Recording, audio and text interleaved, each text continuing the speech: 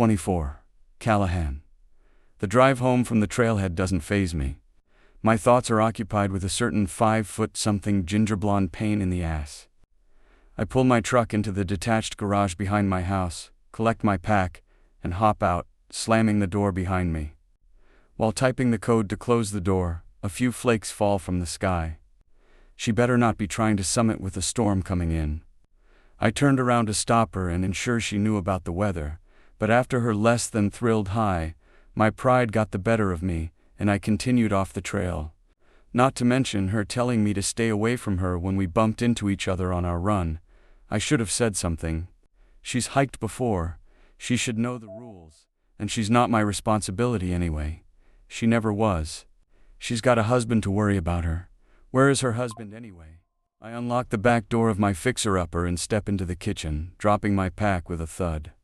While untying 24. Callahan. The drive home from the trailhead doesn't faze me. My thoughts are occupied with a certain 5-foot-something ginger blonde pain in the ass. I pull my truck into the detached garage behind my house, collect my pack, and hop out, slamming the door behind me. While typing the code to close the door, a few flakes fall from the sky. She better not be trying to summit with a storm coming in. I turned around to stop her and ensure she knew about the weather, but after her less than thrilled hi, my pride got the better of me, and I continued off the trail. Not to mention her telling me to stay away from her when we bumped into each other on our run. I should have said something. She's hiked before. She should know the rules, and she's not my responsibility anyway. She never was. She's got a husband to worry about her. Where is her husband anyway? I unlock the back door of my fixer-upper and step into the kitchen, dropping my pack with a thud. While untying my boots, my phone buzzes in my pocket and I fish it out. Xander. Just saw there's some ugly shit moving in near Quells. Text me back so I know if I gotta delete your browser history and start planning your funeral. You wanted strippers, right? Me. Just got home, I got an early start. Yes, strippers. The good ones from Vegas. Xander. Darlene from Hanger said she'd do it for half the price. Me sold. My thoughts return to Scotty when I slide my phone back in my pocket. Is she still up there? I glance out the window, and more flurries fall. A mountain is the last place you want to be during a storm. I check the time. She's probably already turned around and is in her car. Probably. I dismiss the anxious thoughts and open the fridge to gather ingredients for a sandwich. After grabbing a butter knife, I twist off the mayo cap. She doesn't know how the weather works in the Pacific Northwest mountains. I slam the knife on the counter and snatch my phone out of my pocket. God damn it, me. Hey, are you off the trail? I finish assembling my sandwich. My gaze bounces back and forth between my meal and the phone screen, waiting to see it light up with a text notification. Each time I look, I'm met by my angry expression reflected in the dark screen. Slapping a slice of bread on top, I take my plate of food and plop into a chair at the dining table. Still nothing. I take a bite and chew while waiting for her response, but it doesn't come. It's been almost 10 minutes since I first texted her. I lick a smudge of mayo from my thumb and unlock the phone again. She should have service if she's off the mountain. Being worried about a woman I'm not responsible for is ruining my lunch. This is dumb.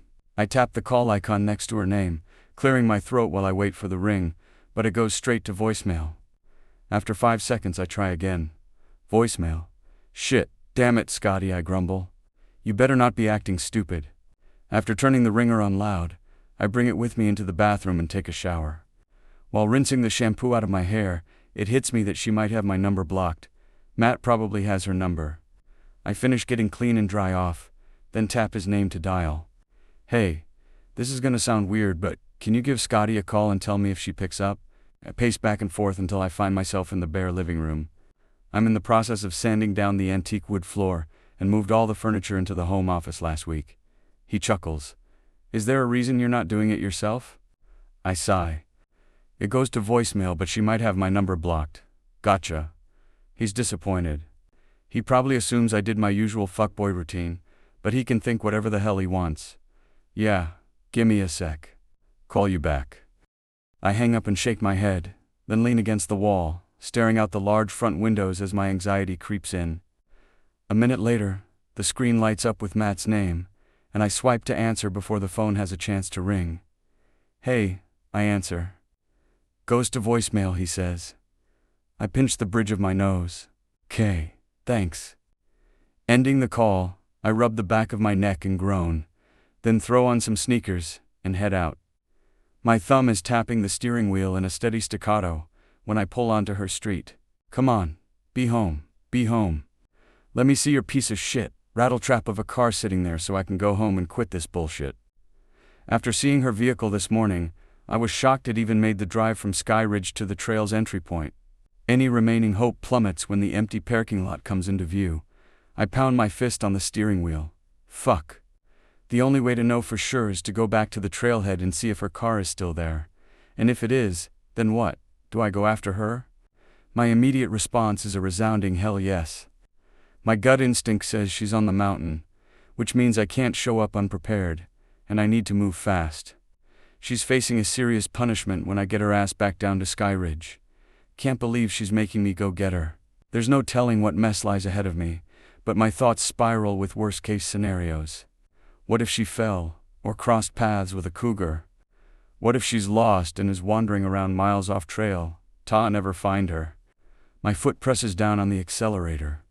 The tires on my truck squeal as I turn into my driveway and shift into park. After throwing open the back door to the house, I swap my shoes for boots and grab my pack, adding supplies for every situation I thought of on the way over. Crampons, space blanket, extra water bottles, and 2 handfuls of MREs. In addition, I fetch my ski patrol bag. It contains some miscellaneous survival gear, like hand warmers, AHRST aid kit, pocket knife, rope, and avalanche shovel. "Scotty, you better be in such a fucked situation for me to be coming after you like this." I grip the steering wheel as I approach the road to the trailhead, praying I don't see her car. I crane my neck as I come around the bend, and my gaze lands on her vehicle. Oh fuck. She's still up there. 25. Scotty. A dull ache pulses behind my eyes. With a wrinkled brow, I wince as my lids slowly open. My right ear has a stabbing pain, and my cheeks sting like they've been slapped. I'm not sure how long it takes me to pry both eyes open, but when I do, a thin layer of white fuzz covers everything. Snow. My mouth is gritty like I ate a handful of sand, making it difficult to swallow. My muscles and body are so fatigued, it takes great effort to not close my eyes again and succumb to the drowsiness. I blink, squinting as I attempt to find my bearings. Double vision makes it nearly impossible to get a clear view of my surroundings. This is not good. I pause for a moment to mentally check my body for numbness or injuries, ignoring the pain in my head and focusing on the rest of my limbs. Did I fall? How did I get here? As soon as I get to all fours, my stomach retches, and I rotate my head in time to vomit off to the side. The pressure on my skull intensifies, and the pain has me seeing bright lights when I close my eyes. My fingers probe my forehead and land in a section along my hairline that's caked and sticky with dirt. I draw my hand back and notice the blood. I groan. Eyes not bright red, so that's a good sign. Cautiously, I turn my neck to assess the vicinity, hoping I don't make myself throw up again. Am I on a ledge? About 20 yards behind me is a rock wall. The wall juts out over the side. It's as if I was picked up and dropped somewhere else. Did I walk here and don't remember? I've got symptoms of a concussion. Maybe if I take another rest. I could close my eyes, and when I wake up, I'll remember what happened and can figure this all out. But there's a small voice in my head that's having none of it. Get up. I palm the rock wall to the right of me for balance and squint, shielding my eyes with a hand as my gaze travels. It instantly makes me nauseous, so I keep my head down. No more looking up. Red smudges are left behind when I pull back from the wall. Sliding to my ass, I lean against the nearly vertical rock of the mountain. My vision is delayed as I glimpse the path that ascends to the right of me. The trail is here, so I can't be on a ledge. Wait. Glance to the left again, and, my eyes to focus despite the now piercing headache. It's not a wall, it's a pile of rocks and dirt. Some the size of grapefruits, some the size of a basketball, some the size of Volkswagens, all covered in that same thin layer of snow, rock slide. I shuffle backward like a crab, needing to put as much distance as I can between it and me. Holy shit. A laugh escapes my mouth. How am I not dead? The amusement quickly turns to tears as a new problem surfaces. I have to get down this mountain, and there's no route back. The boulder and rock have blocked my exit. Not only that, but I dropped my backpack and there's no sign of it anywhere. No, it's buried under the rock pile. I brace one arm against the inner wall of the path and try to stand, testing to see if I can put weight on my legs. Nausea swarms me, so I lean against the mountain, gently lowering my body until I'm on my ass again. I have no supplies.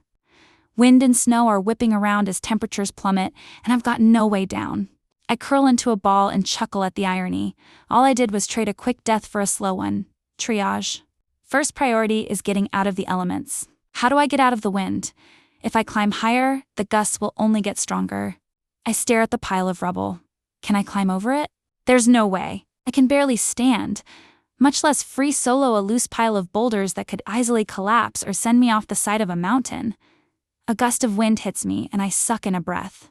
My eyes water as they're blasted with more wind and dirt. If I stay like this, it won't be long before frost forms on my lashes. I've got a better chance with the rocks than I do the elements. I huddle up in one of the corners, giving myself a few minutes to rest in a ball. Holding up my index finger, I move it side to side and track it with my eyes. It's not as staggered as before. Nystagmus is improving. Could I shimmy down the side of the ledge somehow? I creep toward the edge of the path on my hands and knees. My depth perception isn't 100%, but peering over the side, it's gotta be 20 or 30 feet. I search for handholds or tree roots to use to no avail. Surviving the fall is possible, but I'll be useless to move.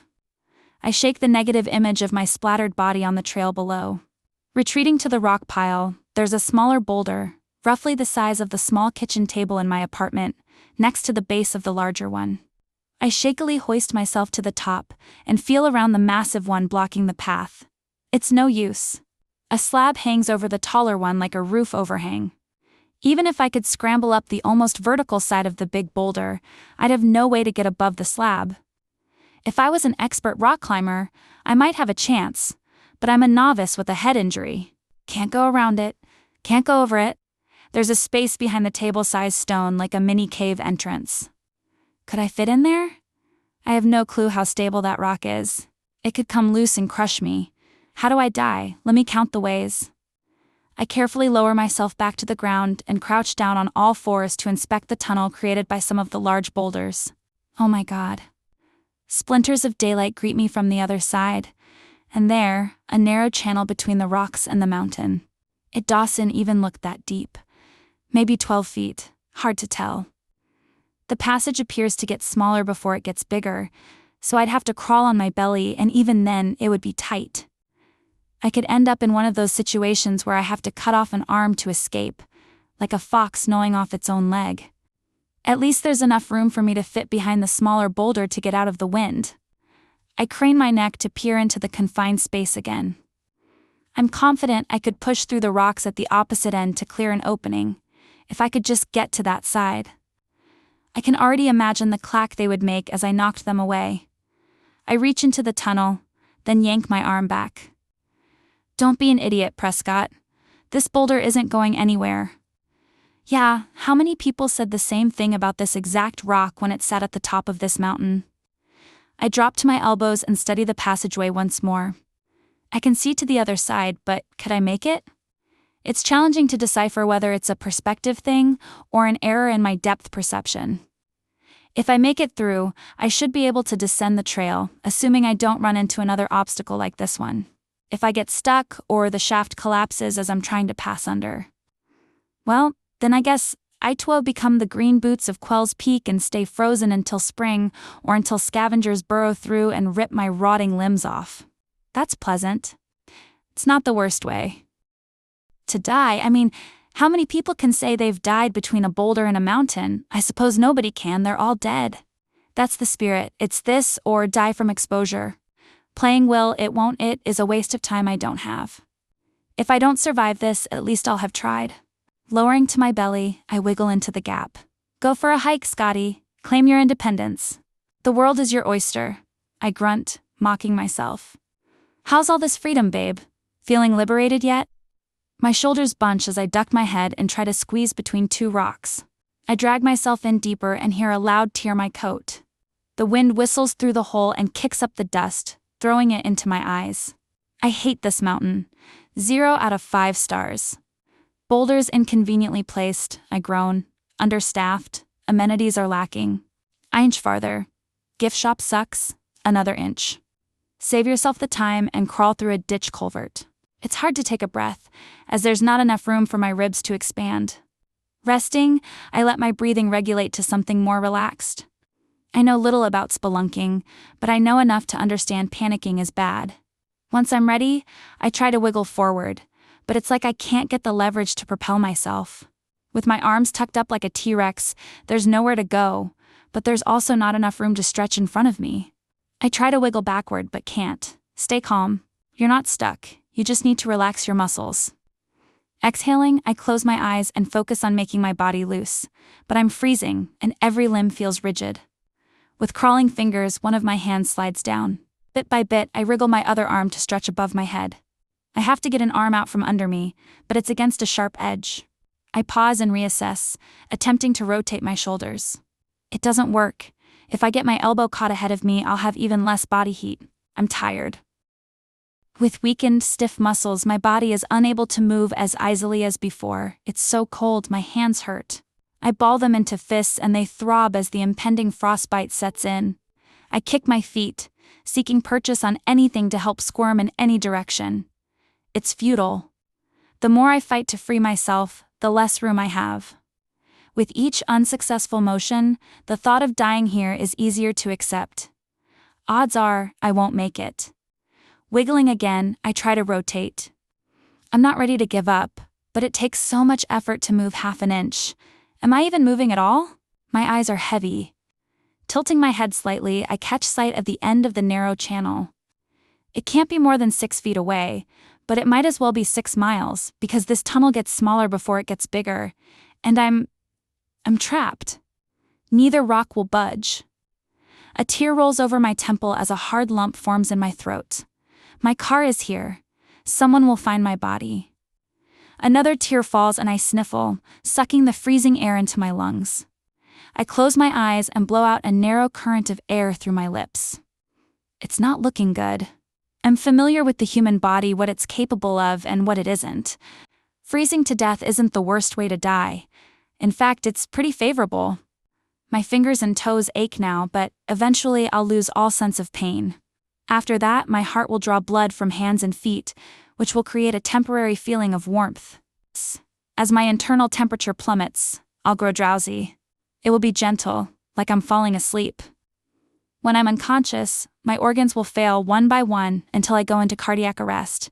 It's simple, really. This tunnel isn't my escape, it's my grave.